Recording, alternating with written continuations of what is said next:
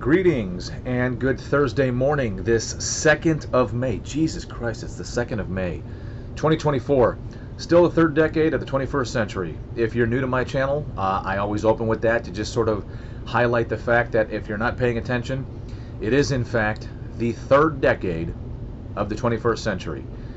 Normally I'll talk about socio-political issues on this channel, and then I have a different channel for more nerdier content.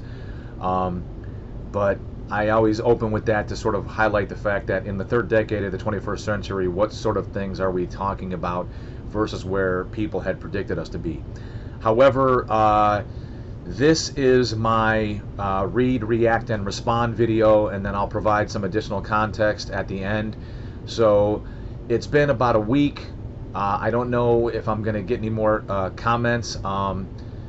I've had several views. What am I up to now? Give me a second here. Let me see. I don't see it. Will it tell me? I don't know. This particular video's gotten more views than any of the other videos on my channel, and if you're uninitiated, this channel's kind of like my personal therapy, and normally I average between 1 to 2 views, so anything more than 1 to 2 views is kind of like, I guess in my world, viral, but I digress. If it isn't clear already, I'm a retired Marine. I did 20 years roughly from 94 to 2015. All conventional forces, no special operations. And I was also deployed to Ramadi in 2006, which is the basis for the video that I'm essentially reading, reacting, and responding to. So I'm just going to go in order as it is on my feed. Maybe I should go from the bottom up. Maybe that'll help. All right. First one came in from @12warmonger. Were you in Dagenhart's company? I was with him in 2.6 and 2.2. I know I wrote responses to that. I was with, back then, Gunny Dagenhart in 2005 in Weapons Company. If you weren't aware, we had to spread Weapons Company out, and Weapons Company only gets like 2 or 3 lieutenants. So Dagenhart actually got a chance to command a platoon, which is not normal for an enlisted Marine, and he commanded 2nd Platoon Weapons Company. What I remember about him was some of the one-liners he had. One that sticks out the most in my mind was some of the shenanigans we dealt with was when the reality hit that we were deploying, and we were deploying somewhere where there was the possible risk of death and dismemberment. We would have 1 or 2 Marines, even sailors for that matter, try to pull something to get out of the deployment. And one particular afternoon, Gunny Dagenhart, I think he retired as Sergeant Major maybe, answered a phone call, and all I remember is all of a sudden the volume got louder, and he said something, "What the hell have I done to elicit this sort of response?" And that was like such a profound way of dealing with somebody, I thought. But I remember the one-liner specifically. I know you responded and we had some dialogue, so hopefully you've kept up with that. Next one came in @Trends-Friends. What was your recollection of Chris Kyle? In truth, I know I wrote a response to that. The truth of the matter is I don't remember Chris Kyle, and was quite frankly shocked to learn that he was operating in our area only several years after the fact. To be quite honest, I had already been retired when I finally got his book. He had already been deceased, and I was reading his book and I was kind of shocked, and then subsequently went and saw the movie. And you know, Hollywood oftentimes will put a spin on things for various reasons. I don't remember knowing anything about Chris Kyle. I don't remember feeling this great sense of security knowing that Chris Kyle was out there. I'm not saying that wasn't the case. Maybe for, you know, guys that were operating in an area closer to him, they felt that way.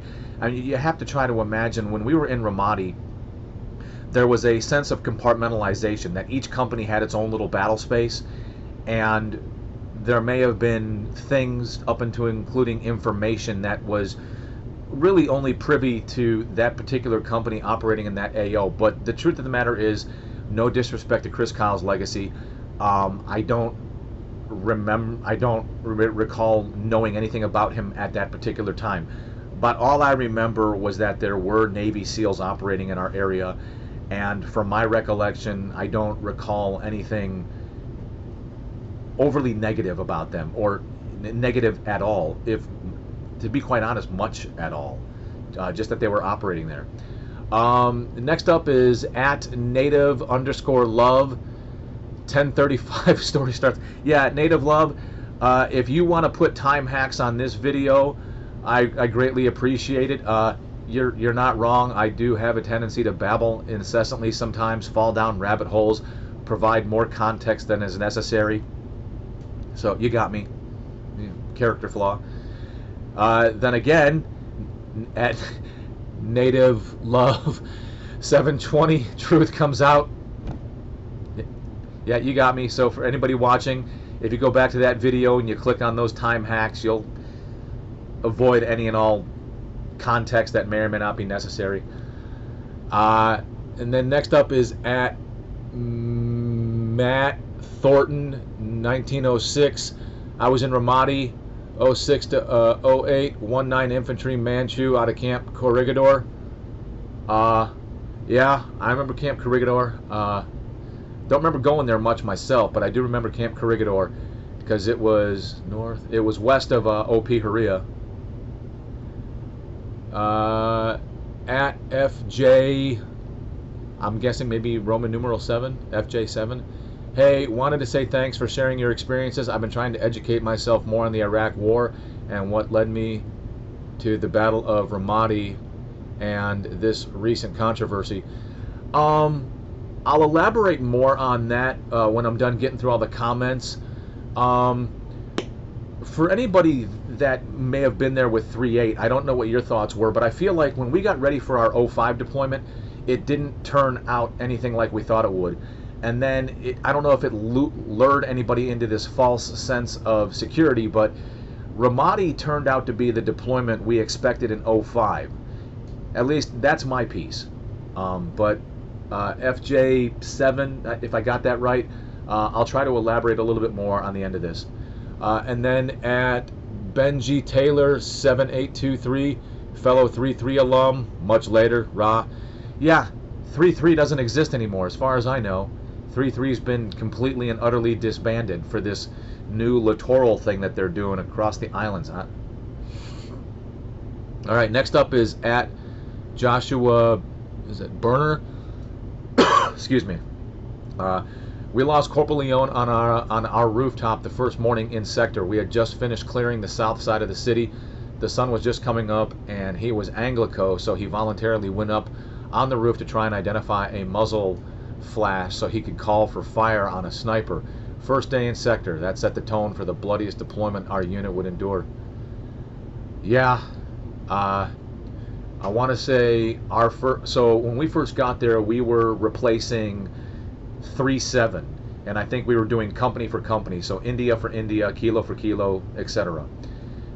And I remember specifically at that time, 3-7 had worked really, really hard to clear a sector of the western portion of the north side of the city that they affectionately called the Green Zone. And I think it was one of our first patrols on our own after left seat, right seat. And we had a catastrophic IED, I believe, on, if not Y Road, then Racetrack, where 3 Marines and a corporal were killed. That was not just our first casualties, but our first KIA. And it's all over the 3.8 website, or web pages or Facebook pages. Staff Sergeant McIntyre, who was somebody I knew personally, was killed in that event. And from what I recall, not that I'm trying to provide details of a insensitive nature, but excuse me, from what I remember, the ID was so big and so bad that there were only a few pieces left of the vehicle that were hand loaded in the back of a Humvee and transported back. That's how devastating the IED was. Next up is at MM846. God bless you, sir. Thank you for your service. Real quick, if I can go on a tangent right there, I appreciate the gratitude. Something my wife has lectured me on consistently is I always have a bit of not an issue, but I have a hard time responding to when people say thank you for your service, because we're an all-volunteer service, which means I volunteered to serve. I was on active duty prior to 9/11, and I stayed on active duty up until retirement after 9/11. So I actively chose this lifestyle. So for me, I've always had a hard time receiving that level of gratitude because I actively pursued this. I actively wanted to do it. But my wife has taught me that 0.7% of the American population is serving in uniform. 4.3% of the American population are veterans. Together, that makes up roughly 5% plus or minus the American population. So the other 95%, for any number of reasons, did not serve in the military, whether they could or couldn't, whether they wanted to or didn't. 95% or more of the American population did not serve. So for those who didn't, for any number of reasons, they're trying to say thank you for being the one who did. So I'm starting to come around to understanding why people would say that. So thank you for my service. Little quote from Matt Best there. Next up, I've got at user-ul8eg1pr. I apologize if that stands for something. I'm not getting it at the moment, but salute. Roger that. Next up is Joshua Berner again. I was in Cop Iron from 06 to 07 with Bravo 136 attached to the 137 Bandits. The same thing happened to us. We had Team Red Bull in our sector, but those guys were squared away. It kills me that anyone would talk smack about Jocko or anyone at all unless it's earned. Jocko and his team's actions earned nothing but respect and admiration from me. I don't know who this XO is, but he sounds envious. Now that he's gone out trying to sow discord amongst the brethren, 18 years after the fact, I think speaks loud enough on its own. Joshua, I'm going to hold off on responding to that until I get through everything else. Sir, thank you for setting the record straight, and a huge thank you for your service. God bless. Native love. I don't know if I set anything straight. Hopefully everybody understands that this was just my personal perspective. I was in India Company 3-8, so I may have been only exposed to so much information. It's entirely possible the XO was exposed to more information, and it was decided at a higher level not to be provided to us. But from where I stood, from where I sat, from my personal recollections, I couldn't validate anything that the XO said. And when I listened to Jocko's podcast, 434 and 434.5, some of the names he was calling out, some of the places he was calling out, some of the events, the missions, operations he was calling out, I can remember vividly, and I can validate those. But let me continue. Thanks for sharing your perspective, Daniel. I don't understand all the context, but I always appreciate hearing a soldier's battlefield experience. So at MiG 35 8799. Yeah, I do apologize. Sometimes the jargon we use, the acronyms, what have you, can help speed the conversation along, where if we had to try to break everything down, it could take much longer. And I've already been going for 14 minutes just trying to read and respond to the comments. At Joel Bosso 1331, this is the kind of info we all need to hear from a third party that was actually there. Thank you for taking the time to make this video, Ra. Yeah, again, just my personal perspective. And then last but not least, at Greg Mockridge 5482, I sent a link of this video to Jay, the host of Green Beret Chronicles, the podcast where the retired SEAL discusses the situation you refer to. And that ends the comments. So Joshua Berner, kind of going back to you and for anybody else, So here's the deal. It took me quite a few opportunities to record a video that I finally felt comfortable putting on air. Because first and foremost, as I've said before, when you point the finger, there's at least 3 pointing back at you. It wasn't necessarily about the XO per se. Whether or not myself and others didn't like him or not. It wasn't about whether myself or others didn't think that he lived up to his potential, and that even though he may not have excelled at his military job, he's still not a good American. He still didn't, as far as I know, he served with honor and he got out honorably. He just didn't excel at the job, which anybody who's been in the military and has gotten to a level where they understand some of the responsibilities levied upon officers, it's a big responsibility. And if anybody wants me to, leave a comment and I'll try to provide some context on the level of separation, where to say that this guy didn't excel at being a Marine officer is not necessarily a bad thing. All right, it doesn't mean that he can't go on to be a good American, a good patriotic, tax-paying, voting citizen of this country who's a rock-solid employee, a great husband, and a great father. However, in spite of what we may have thought of him in the performance of his duties, the letter he wrote or the comments he made, however the information got out, if there was information I wasn't exposed to, then roger that. All right, as far as actions of the Navy SEALs, I don't remember hearing anything that he discussed, and I don't remember ever hearing anything about retribution. If anything, I can recall a situation where we had to provide an escort and subsequent security for an investigative unit to exhume the body of a young military-age male so that forensic sciences could have been used to determine cause of death or something to I guess justify the shooting of this young man. And I thought we were going to get all kinds of hell and retribution for that. As far as I remember, just being the white, non-Muslim, non-Arabic, infidel Christian person in Ramadi was all they needed to basically fight us, to provide the necessary desire to want to kill us. And at the time we were in Ramadi, before being relieved by 1st Battalion 6 Marines, the insurgency was still in full swing. Al-Qaeda in Iraq was still in full swing. So we had 2 different entities that were full on against us. The Sunni minority, which was essentially ousted from any kind of power that they sought, was seeking retribution for having lost their way of life.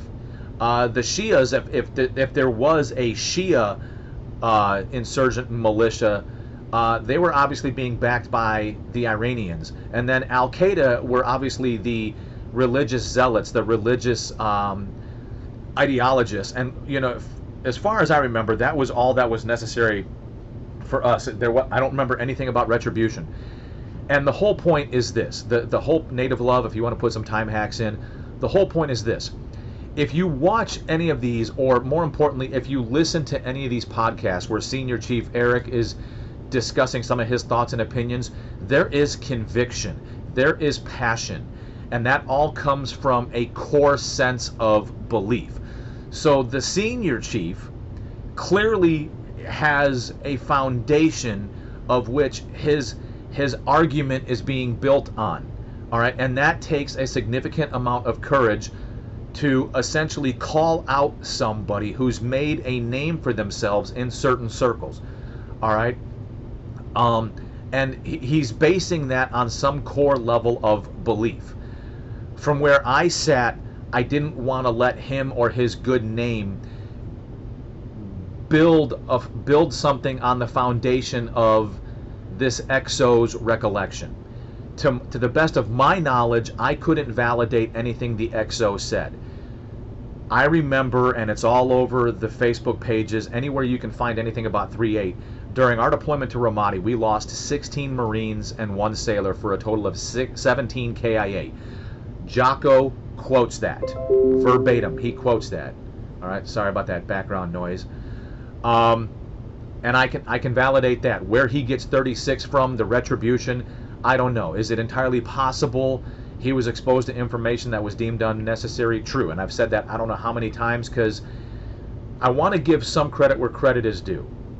But at the same time, from where I sat, I didn't want this good man, this retired Navy SEAL who feels so compelled to speak out, I didn't want him to invest as much energy in building a foundation on top of what my XO had to say. So I'm assuming prior to hearing anything about what my XO had to say, he already had a good working foundation of where his thoughts and ideas were coming from. And for anybody who's uninitiated, I'm not in that community, but for somebody who operated in the military, trust me when I tell you, if you're operating at a higher level, if you're operating at a level where you have a conscience, you sanity check the hell out of everything. And I would be willing to bet like a bottle of hooch, right, that the good senior chief, when he had these feelings, if they didn't initiate with inside of him, he was listening to others. He was pulling stories from other trusted sources, people that he trusts, to build the foundation of this thought that Jocko didn't live up to his reputation. And he more than likely, the part that I would bet against, sanity checked himself before he was like, you know what, this isn't right. I've now committed to believing in this. I've now committed that this is wrong, and I have to say something. And he also has opened up the door to the opportunity to speak to other Navy SEALs that he may disagree with, or who may disagree with him, up to and including Jocko. Now, as I've said before, I don't know Jocko, so I don't owe him anything. I just felt compelled to say something because it felt like, from where I sat, a lot of weight was being put on this letter, these comments that I couldn't validate. And I don't know if anybody else feels the same way, but I didn't want the crux of the argument to be built on the foundation of this letter. That if the argument is to be had, use something else. Just use something else. Otherwise, I still believe to this day, whatever disagreements there are, whatever disagreements there are to be hashed out within the Navy SEAL community, within the Special Operations Forces community, that's where it needs to stay, because that's not my community. I can't speak to that community. For my piece, I don't recall anything about retribution for Navy SEAL actions. I don't recall any of their actions causing anything unnecessary to us. Missions being called off, the inability to operate. I just don't. But we were also 4 companies operating independently. We were India Company operating independently from Kilo Company, from Lima Company, from Weapons Company. So perhaps maybe the XO knew something I didn't know, but if he was speaking as the XO from our company and the negative effects the SEALs had on us, I don't recall. But when Jocko speaks about his time in Ramadi and the places, the operations, the missions, the people, I remember all that. I can validate that. Whether that I'm not saying any of that exonerates him. I mean, if things actually happened, I'm not saying that exonerates him. But I just wanted to make it clear that, for the umpteenth time, I can't validate anything the XO said. And I don't know if anybody else can, but it just didn't feel right that anybody is using that letter, that whatever he said, as the foundation to build an argument on top of. Why he said anything, I don't know. Why he felt motivated to say anything, I don't know, because I just don't know. A part of me wants to think that he's a good enough man, a good enough American, that he would, speak the truth. And maybe where he sits, maybe his recollection of the events, maybe whatever, that's his truth. The part that I don't understand is where he gets 36 KIA from. The moment he quoted 36 KIA was the moment I went from, okay, maybe there's something I'm missing here, to how the fuck can you get the numbers wrong? How the fuck can you get, when you add the KIA from our Fallujah deployment to the KIA from our Ramadi deployment, you get 25. You get 25 KIA. We lost 8 in our 05 deployment. We lost 17 in our 2006 deployment. That's 25. That's still 11 shy of 36. So I don't know where he's getting his numbers from, which, you know, if that's the first inclination that he's embellishing anything, then what else did he embellish? And I don't know. I don't know why he chose to get into the fray. I don't know why he chose to speak about a community of people he wasn't a part of. And I don't know why he chose to provide numbers that can be factually proven to be inaccurate. I don't know, but I'm not a big fan of talking shit about people. I'm even less of a fan of talking like this, because is it entirely possible there's information I was not exposed to? Yes, but I just have to question it. I have to question it because he quoted 36, and he said those 36 were a direct result of the retribution sought by the locals because of the actions of the Navy SEALs.